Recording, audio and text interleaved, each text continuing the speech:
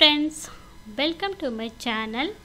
இன்னைக்கு நம்ம வீடியோவில் பார்க்க போகிற ஸ்பெஷல் ரெசிபி ஈவினிங் டைமில் டீயோட ரொம்ப ஈஸியாக செய்யக்கூடிய ஸ்நாக்ஸ் ரெசிபி.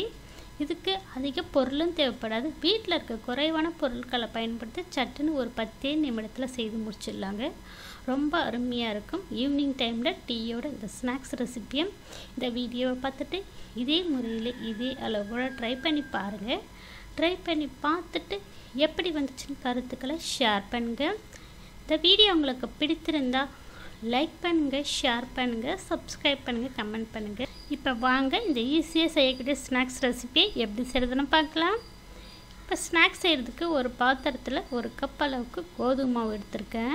எல்லா பொருட்களும் ஒரே மெஷரிங் கப்பால் அளவு எடுத்துக்கோங்க. ஒரு கப் அளவுக்கு மைதா மாவு எடுத்துருக்கேன். மைதா மாவு பிடிக்கலாம் 2 கப்பும் நீங்கள் கோதுமை மாவு எடுத்துக்கோங்க. அரை கப்பு அளவுக்கு ரவை எடுத்துருக்கேன். ஒரு சிட்டிக்கை அளவுக்கு உப்பு எடுத்துருக்கேன். 3/4 கப் அளவுக்கு சர்க்கரை எடுத்துருக்கேன். இப்போ 1 கப் அளவுக்கு தண்ணி சேர்த்து நல்லா மிக்ஸ் பண்ணிக்கலாம். மாவை சர்க்கரை சேர்த்துக்கிறதுனால மாவு நல்லா இலகி வரும். அதனால் கொஞ்சம் கொஞ்சமாக தண்ணி சேர்த்துக்கலாம். இன்னும் ஒரு அரை கப் அளவுக்கு தண்ணி சேர்த்து நல்லா மாவை மிக்ஸ் பண்ணிக்கலாம். ரொம்ப கெட்டியாகவும் இல்லாமல் தண்ணியாகவும் இல்லாமல் நம்ம இட்லி மாவு பதத்துக்கு மிக்ஸ் பண்ணிக்கலாம். இப்போ மாவை மிக்ஸ் பண்ணியாச்சு. மூடி போட்டு ஒரு 1/4 மணி நேரம் அப்படியே ஊறட்டுங்க. ரவை நல்லா ஊறி வரணும். இப்போ ஒரு 1/4 மணி நேரம் மாவு ஊறினதுக்கப்புறம் 2 ஏலக்காய் தட்டிட்டு சேர்த்துருக்கேன். 1/4 டீஸ்பூன் கம்மியாக ஆப்பத்து சோடா சேர்த்துருக்கேன். இப்போ ரவை நல்லா ஊறினதுனால இன்னும் கொஞ்சம் ஒரு 1/4 டம்ளர் அளவுக்கு தண்ணி சேர்த்துக்கலாம். தண்ணி சேர்த்து நல்லா மிக்ஸ் பண்ணிக்கலாங்க. ரொம்ப தண்ணியாகவும் இருந்தால் எண்ணெய் குடிச்சிடும். ரொம்ப கெட்டியாகவும் இருக்கக்கூடாதுங்க. இப்போ மாவு மிக்ஸ் பண்ணதுக்கப்புறம் ஒரு அரை டீஸ்பூன் அளவுக்கு நெய் சேர்த்துருக்கேன். நல்லா வாசமாக இருக்கும் ஸ்நாக்ஸ் சாப்பிடும்போது. இப்போ நெய் சேர்த்து நல்லா மிக்ஸ் பண்ணிக்கலாம். இப்போ மாவு இந்த மாதிரி பதத்துக்கு மிக்ஸ் பண்ணியாச்சுங்க. மாவு மிக்ஸ் பண்ணதுக்கப்புறம் இது சுடுறதுக்கு எண்ணெய் காய வச்சுருக்கேன். எண்ணெய் நல்லா சூடாக இருக்கணுங்க. எண்ணெய் சூடாக இருந்தால் தான் நம்ம அப்பம் ஊற்றும் போது நல்லா புஷ்ஷுன்னு எலும்பி வரும். இப்போ எண்ணெய் நல்லா சூடானதுக்கப்புறம் மிதமான தீயிலே வச்சுட்டு நான் அப்பம் ஊற்றுறேன் பாருங்கள். உங்களுக்கு எந்த சைஸ் வேணுமோ விருப்பத்துக்கு ஏற்ற மாதிரி ஊற்றிக்கலாங்க. நான் மீடியம் சைஸில் ஊற்றிருக்கேன். அது அப்படியே வேக வேக நல்லா புஷ்ஷுன்னு பலூன் மாதிரி எலும்பி வருங்க பாருங்கள். இப்போ இது மிதமான தீயிலே வேகட்டங்க.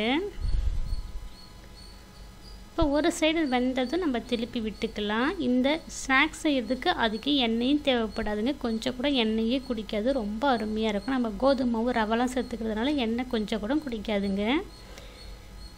இப்போ திருப்பி விட்டுக்கலாம். ஒரு சைடு செவந்ததும் இப்போ 2 சைடும் நல்லா மிதமான தீயில செவந்து வரட்டுங்க. இப்போ நல்லா அப்பம் கலர் மாதிரி இருக்குது பாருங்கள். நல்ல கோல்டன் ப்ரௌனாக இந்த மாதிரி கலர் வந்ததும் எண்ணெயினுடைய சடசடப்பு அடங்கினதும் நம்ம எண்ணெயை வடிச்சிட்டு எடுத்துடலாங்க. இதுக்கு அதிக பொருளும் தேவைப்படாது. வீட்டில் இருக்க குறைவான பொருட்களை பயன்படுத்தி சட்டுன்னு ஒரு 5-7 நிமிடத்தில் செய்து முடிச்சிடலாங்க. ரொம்ப ஈஸியான ஸ்நாக்ஸ் ரெசிபி. இதை ஒரு நாள் ட்ரை பண்ணி பாருங்கள். ட்ரை பண்ணி பார்த்துட்டு எப்படி வந்துச்சு கருத்துக்களை ஷேர் பண்ணுங்கள். இது குழந்தைங்க ரொம்ப ரொம்ப விரும்பி சாப்பிடுவாங்க. மேலே நல்லா கிறிஸ்பியாகவும் உள்ள நல்லா சாஃப்டாகவும் பண்ணு மாதிரி அவ்வளோ ருசியாக இருந்துச்சுங்க. இதை ஒரு நாள் நம்ம இன்றைக்கி செய்து வச்சுக்கிட்டோன்னா 3 நாள் கூட ஸ்டோர் பண்ணி சாப்பிட்லாம். சீக்கிரம் கெட்டும் போகாதுங்க. இந்த ஸ்நாக்ஸ் வீடியோவை பார்த்துட்டு இதே முறையில் இதே அளவுகளோட ட்ரை பண்ணி பார்த்துட்டு எப்படி வந்துச்சுன்னு கருத்துக்களை ஷேர் பண்ணுங்கள். இந்த வீடியோ உங்களுக்கு பிடித்திருந்தால் லைக் பண்ணுங்கள், ஷேர் பண்ணுங்கள், சப்ஸ்கிரைப் பண்ணுங்கள், கமெண்ட் பண்ணுங்கள். இந்த வீடியோவை ஸ்கிப் பண்ணாமல் பார்த்ததுக்கு நன்றி. வணக்கம்.